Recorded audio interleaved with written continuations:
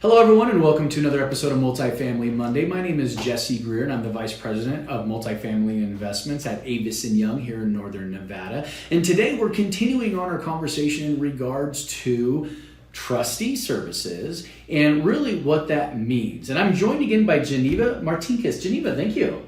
Thank you for having me. Fantastic. So once again, we're going to talk about why this is relevant to the scheme of where we're at right now in the marketplace. And as I mentioned in all the previous videos, right now is a very difficult lending time.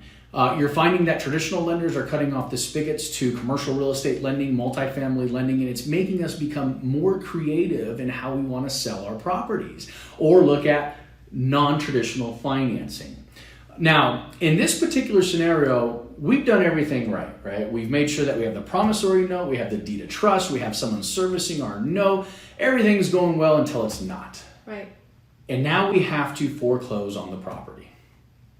So before we jump into that, Geneva, once again, tell me a little bit about who you are and the 4 different divisions that you have here at Allied. Okay. I've been in the business for about 40 years. I worked for a local title company for about 24 years, and then in 2006 I opened up my own company, Allied 1031 Exchange, Allied Loan Servicing, Allied Trustee Services, and Nevada Construction Management. Fantastic. So one of those 4 we're going to talk about right now, which is the trustee services or the foreclosure management side of things. Yes. So I'm sure it's a very difficult call you get. You have the lender basically saying, hey, you know what? We've tried communicating with the borrower. We're unsuccessful. They're not making their payments. What do we do, Geneva? We start a foreclosure.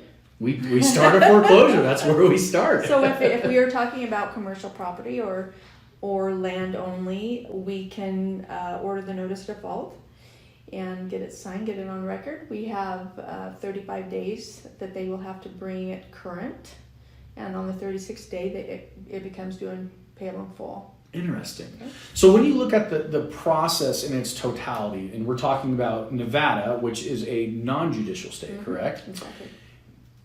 I read, or I was under the impression that it takes almost 4 months for this process to be complete. Now, why is that? That's just the written statutes, and we have to follow the mailing, follow the advertising and posting, and So talk to us a little bit about that process, and what does that mean? During that 4-month process, what is it that someone's paying you to do to make sure that they can foreclose on their property and ultimately get it back if that's what they want? Okay, so the notice of default is filed. We wait till the 35th day. If they don't bring it current, then it becomes due and payable in full. And it's a waiting game till the 90th day. If we don't hear anything from them, we'll contact the lender, get the authorization to bid, get the final invoice to start advertising, and then we have to advertise 3 weeks, the same day a week. I see. In the county in which it lies. Okay. And then approximately 30 days later, we go to the courthouse steps. Now, do you handle the actual bid process at the courthouse steps? Yes. You do? In Washoe County, I do. Fantastic. We use Nevada Legal Support Services to acquire the outside counties. Okay. Mm-hmm. Okay. So foreclosure isn't always the answer, right? What are some maybe alternatives that you'd recommend to lenders to try to remedy the situation? Well, of course, doing some kind of an agreement to forego payments or add the interest onto the balance. That's always helpful. So communication, number 1, right? Absolutely. If you can get a hold of the borrower, fantastic. Work something out. Yeah. And like you said, that can mean a loan modification. That can mean a Yes. forbearance. Yes. Okay. Yes, or a deed in lieu. Oh. Deed in lieu of foreclosure, not legally highly recommended. However, it is a way to get around a foreclosure, and the timing. Deed in lieu can be done as quick as an agreement and signing the documents. So that's an interesting point. If you agree to a deed in lieu, you don't have to wait the 4 months and go through the whole process. No. Okay. That's the positive with the deed in lieu. Right. Now, what are some of the cons to a deed in lieu? You are accepting that property and whatever liens are on it at that time. So if there are any other liens, you're going to be responsible for repayment of them.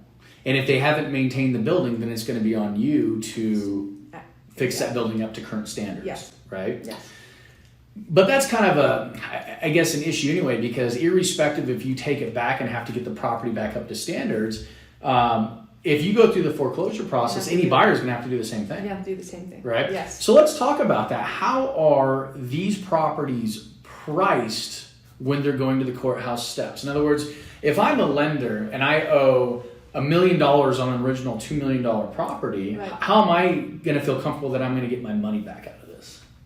Well, when we go to the courthouse steps, if we're foreclosing on your lien, the opening bid will be your payoff. Can I bid on my own property? Certainly. Okay. We will credit bid on your behalf, and you can continue to bid it up if you wish. I see. If it's your desire to hold on to the property. Yes. Now, let's say we go through this process and there are no bids on the property. Yes. Then what happens? We deed it back to the lender. So basically, I get the property back anyway in this scenario. Yeah. The loan itself is extinguished because I'm the lender anyway. Yes. And then you have this property back where you probably have to go through and maybe make some maintenance adjustments to it and get it, any deferred maintenance up to speed. Yes. Okay. Yes. Fascinating.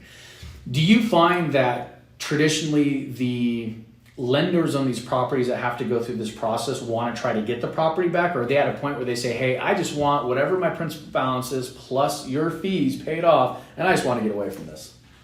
It all varies. Mm-hmm. Some people say they do not want it to go to the courthouse steps. We have to go to the courthouse steps to complete the foreclosure process. So then when I advise that the bid will be their payoff, then that makes them very happy. So we're not going to bid less than they're owed. Now, in those scenarios, which we saw, back 14 years ago, Mm-hmm. right, during the downturn, Mm-hmm. there could be times where the property value is less than the remaining principal balance of the loan. Yes. Then what happens? The lender will get the property back. Okay, Yeah. no matter what. Well, right. Yeah. Yeah. It went through a time where we did not have any bidders at the courthouse steps. Much different today. Yeah. Yeah. And I do think that in today's market, even though with COVID and with everything else going on, there still is tremendous appetite for commercial real estate. Yeah. So I'm with you. I don't think we're going to experience that anytime soon, hopefully. Right. So, starting a foreclosure doesn't just have to be financially related, right? What are some other reasons why someone would start a foreclosure process? Delinquent taxes, insurance. Okay. They will have to advance, obviously, so it's insured. They want to advance the insurance payment, and we can start on that. We do get phone calls that the lenders think that the property is in disarray and not being taken care of, and we will not foreclose on that.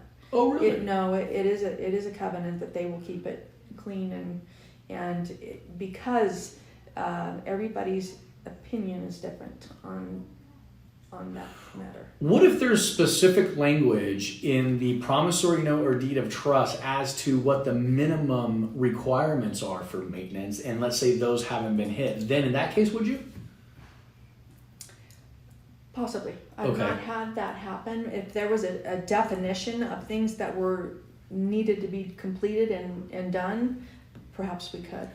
So we discussed this in another video, and that's why vague terminology in the promissory note and deed of trust, or just vague future dates, are highly recommended against because of these issues. When you come down to it, if you need to foreclose on your property or take it back via deed in lieu, you want to be very specific in what the language calls for in the promissory note and deed of trust. Yes. Fascinating. Are you starting to see an uptick in foreclosure notices despite COVID not being able to allow you to at this point? Do you feel as if there's kind of a backlog of potential notices that might be going out here shortly? Okay. And where do you see the majority of that in residential properties, commercial properties, land? Residential and land. Okay. Mm-hmm. Fascinating. Yeah. Yeah. It's interesting. I think I've only seen one foreclosure notice for a commercial property in Midtown over the last couple of months. But you are right. I am starting to see more and more residential properties coming onto the market. Right. And you're going to see a lot. So in a residential 1 to 4, in a residential 1 to 4, there has to be a 30-day notice. Okay. So there has to be a 30-day notice before we can file the notice of default. So the residential has to be 30 days delinquent, and then we have to send out a pre-foreclosure notice, and then we can file the notice of default after that 30th day. So you're going to see a lot October. And I think that's a real good point, and I think that's very parallel to renter issues that we're going to have as well. But I don't want to get too far off topic on that. But I think you're absolutely right, and keep that in mind too. So if you're a residential 1 to 4 and you're carrying paper, then the foreclosure process is going to be extended another 30 days above and beyond the 4-month requirement. Correct? Right. So commercial and land, we can start foreclosure as soon as it's delinquent. There's not a pre-foreclosure notice. But for a 1 to 4, we have the 30-day notice after it's 30 days delinquent. So it's an additional 60 days. Okay. So it basically is 6 months for a foreclosure on a 1 to 4. In that particular scenario, 6 months, a lot could happen. Even in 4 months, a lot can happen, yes. Right? So is there anything, I guess, the lender can do while this process is going on to try to help prevent the property from going into further disarray or having any other issues happen to the property? So they have the right to enter to protect. Okay, so they can take steps. For example, if their property is not, there's nobody living in the property and they want to go in and make sure the heat's on or whatever it might be, they have the right to do that. They have the right to enter to protect. Is that a right that you have to obtain through the court system, or is that a natural right with the documents that you have for the deed of trust and promissory? Deed of trust, yeah.